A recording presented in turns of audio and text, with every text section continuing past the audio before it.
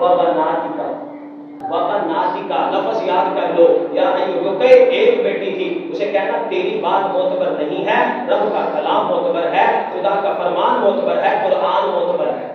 قرآن حجت ہے، کسی ذاکر کا کلام حجت نہیں. یا ایھا النبی قل لازواجک، قرآن کہتا ہے اے میرے پاک پیغمبر اپنی ازواج سے کہہ دیجئے وبناتک. وبناتک یہ بنات کیا ہے؟ یہ بنت کی جمع ہے. بنت کہتے ہیں ایک بیٹی، بنات کہتے ہیں ایک سے زیادہ بیٹیاں. سمجھ آئی نہیں آ رہی؟ یا ایھا النبی قل لازواجک، جس طرح ازواج لفظ مان کر اور رسول اللہ کی بیویاں ایک سے زائد ہو جاتی ہیں، ایک سے زائد مانتے ہو، تو پھر بنات کو مان کر رسول اللہ کی بیٹی ایک کی بجائے چار ماننی پڑے گی.